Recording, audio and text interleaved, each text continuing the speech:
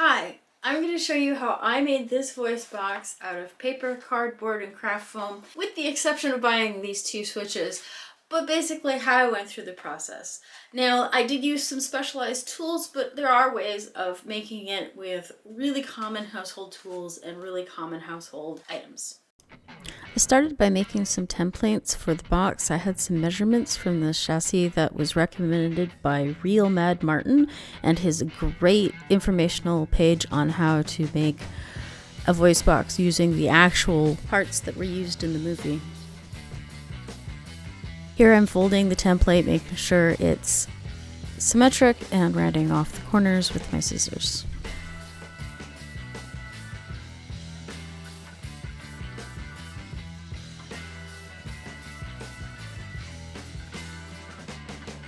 Then using the template, we're going to trace it onto slightly thicker cardboard. This is just scrap cardboard, and cutting it out with a utility knife.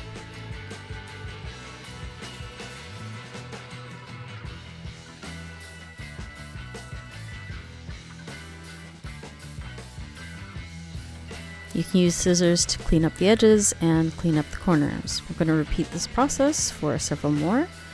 And then we are going to also cut some cosmetic pieces out of a thinner piece of cardboard. To make my side panels, I used a computer-controlled cutting machine, but you could probably make it with a hole punch and a lot of patience. Here I'm measuring to figure out where I should cut these slots for the internal structure of the box, using the side templates to show you that you really don't want to interfere with the mesh part, and so that you can see into the side box and not see the supports.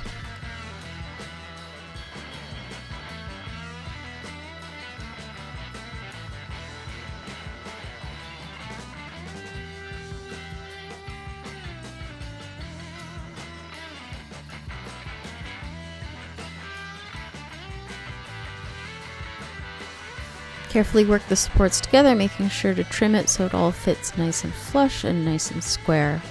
And you can see how the side fits around the supports.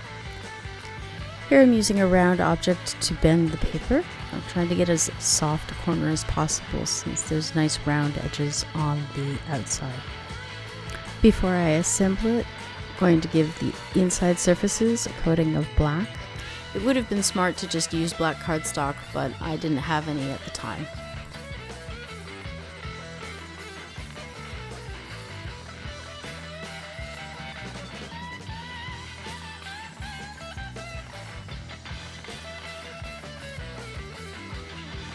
I'm making some adjustments to try to make it sit as flat as possible, and I made some holes in case I wanted to add lights to the interior. I didn't actually end up adding the lights because I didn't find quite what I wanted, but I wanted to have that option. I'm going to use hot glue to glue the structure to the outside panel.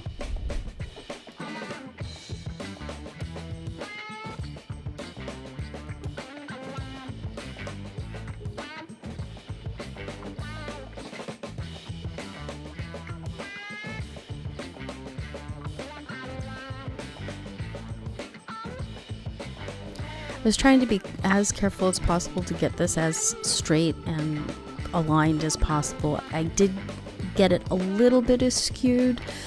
In the end product, it's not that noticeable, but I could have been a little more careful to get it just perfect.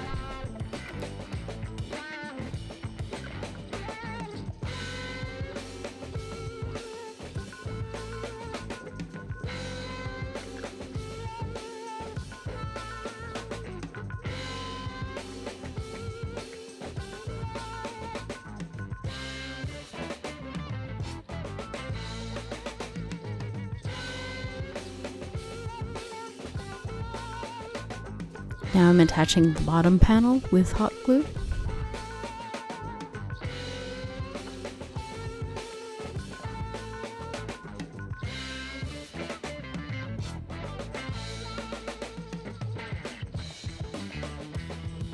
I should have measured and trimmed the panels before I glued them on, but when making these projects I always make a few mistakes that I have to back up and redo, so it's not a big deal. I gently pulled it off and then trimmed it with scissors.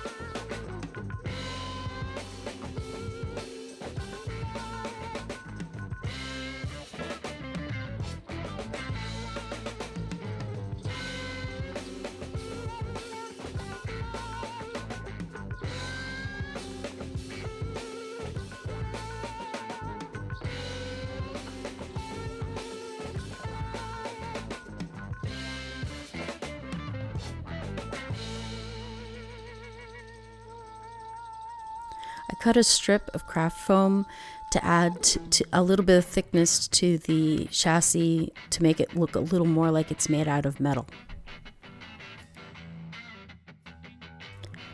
Just using common craft glue to glue on the decorative panel.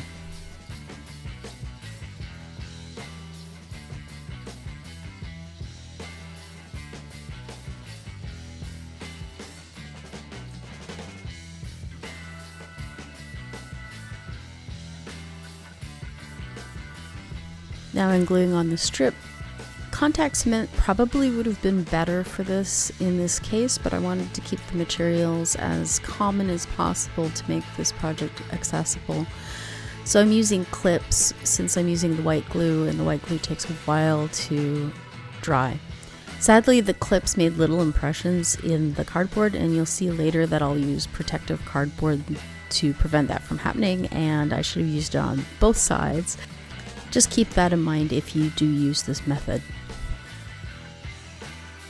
These are standard sewing clips, but you could really use anything that holds the strip in place. Now I'm starting to cut the pieces for the knob. I decided to buy the switch, the toggle switch and the press switch from an electronics store because they weren't that costly and they were going to be very difficult to hand make. But if you do decide to hand make it, you could probably do it with some oven baked clay. I'm just trimming the strip so it's nice and even, so when it's finally painted it'll look perfect and smooth and part of the outside chassis. Now I'm giving it a base coat of black. We're going to come in later and paint it further.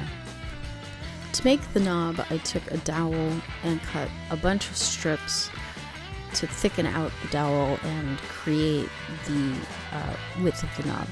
I'm also currently marking the top plate for the placement of all the switches and knobs. I decided to use a drill to punch the holes for the neck strap.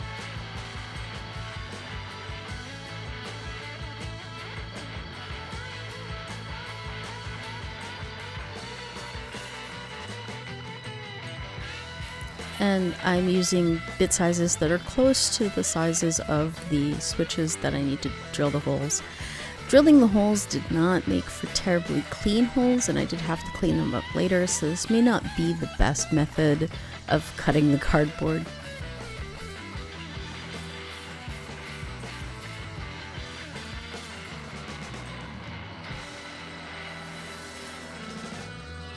But it did give me a good starting place with the holes, and I was able to clean them up later pretty nicely.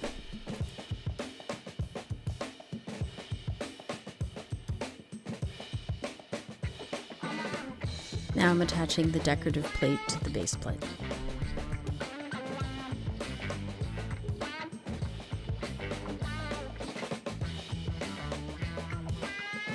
This is the base of the knob, so it's a ring that goes around the dowel.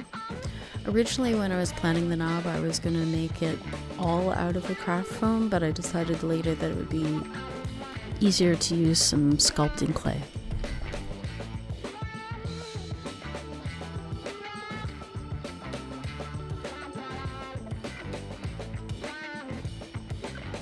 Here I'm measuring and cutting the strips that I'm going to use to build up the thickness for the knob.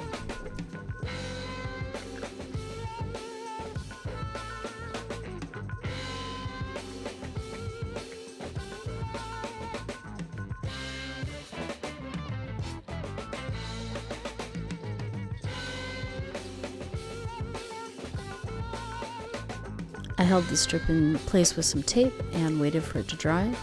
The plastic tape didn't do a great job because it didn't let it dry as much. You'll see later that I used some masking tape. Here I'm painting the plate gray, which is incorrect. It's supposed to be black. I do correct this later. And I'm attaching one of the other knobs, which is just simply a circle out of the craft foam. And I'm covering it with a coat of Mod Podge before painting it. I also incorrectly painted the bottom gray as well. Again, I'll fix that later. I just keep layering up the knob to get the thickness. And now I'm going to paint the other knob silver before adding some small detail indents with paint. The inside edge is supposed to be gray, so paint that gray, but the flat panel should be painted black, and here I am correcting that error.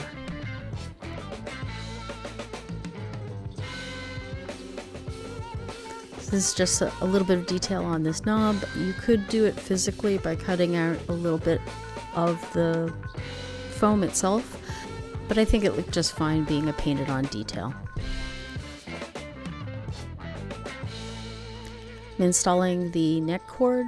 I didn't have the right thickness of cord, so I took some thinner cords and braided it together. Probably I should do a little more work on trying to figure out what the right thing here was. And it was a little bit of trouble threading it through, but not too bad. The reason I keep popping back to the knob is there was a lot of dry time. The last layer of the knob should be just a little higher than all of the other layers so that you get that nice lip.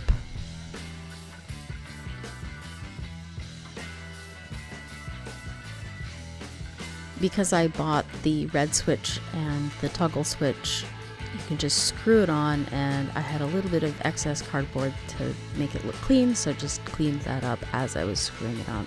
And you can tighten the nuts, and easy peasy, way easier than making your own. And here I'm just touching up some damage that I did while tightening it. I didn't like how tall the knob was, so I'm going back and I'm cutting through the layers to shorten it, make it a little fatter, make the proportions a little closer to what I see in the picture. This is a round piece of foam to just clean up that top edge, because you can see all the layers. By putting that piece of foam in, it's nice and smooth. You can see now the depth, and I glue in that last little piece of circle, and you have a really nice base. I'm using Magic Model here because it's nice and cheap, and you can get it pretty easily at like any store. You can use the craft foam that a lot of cosplay stores sell, but this is just fine. Take your time, make sure to wet the surface first so it sticks nicely. Take your time to just smooth it out, make it go where you want to go. Use a little bit of water to get that final smoothing. Here I'm using just a probe tool to even it out and just continually work it until you get the shape that you want.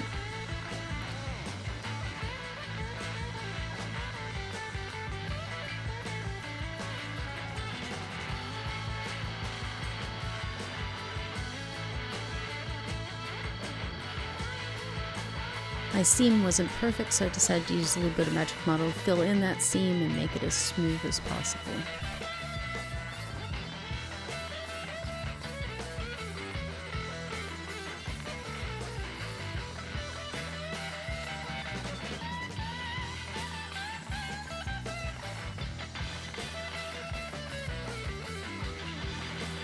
To make the bottom of the knob, I rolled out a snake, and then I made it triangular shaped so that I'd have a nice good starting shape before I put it on.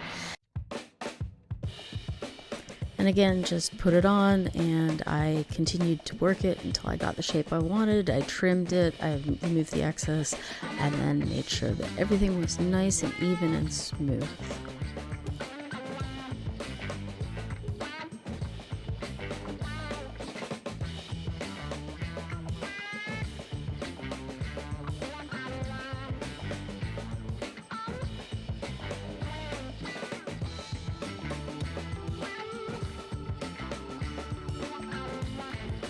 Before painting, I paint the knob with several layers of Mod Podge.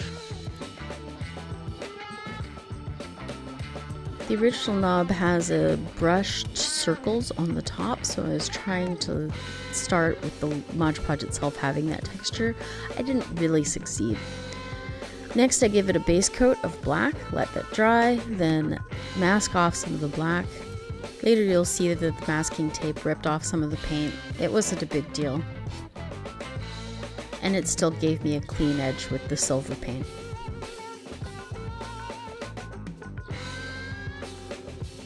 I actually tried a whole bunch of different silver paints. None of them really made me that happy, so I switched to Rub and Buff, which I think gave a pretty good finish in this case. It doesn't go on quite the same as paint does. You kind of smear it on and then keep rubbing it in until you get the finish that you want.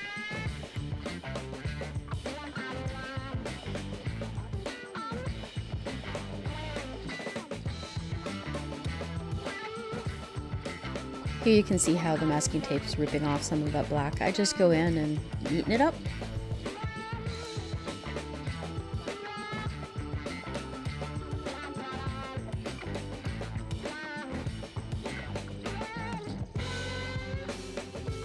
You can see how I'm trying to make sure it's a nice clean edge. Anytime I slop a little of the black paint, I clean it up with a wet paper towel so that I can get as clean an edge as possible.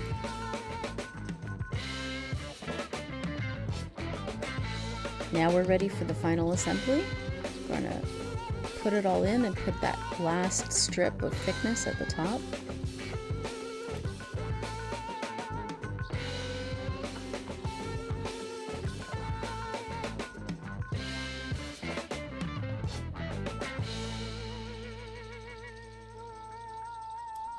Here I am getting the protective pieces of cardboard to make sure the clips don't make lines in the outside cardboard this time, and again, just using craft glue.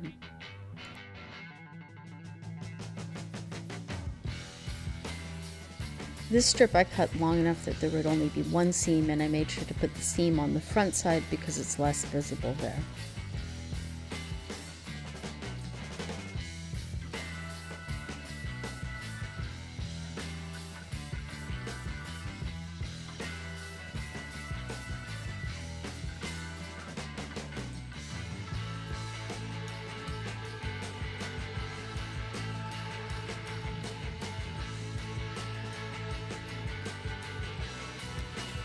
Here, having a little excess is good because you can trim it just perfectly flush and get a beautiful seam.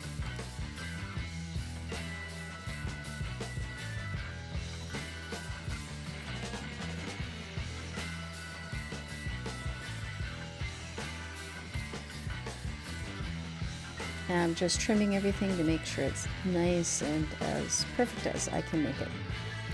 I'm mixing white and black paint to get that gray for the inside edge.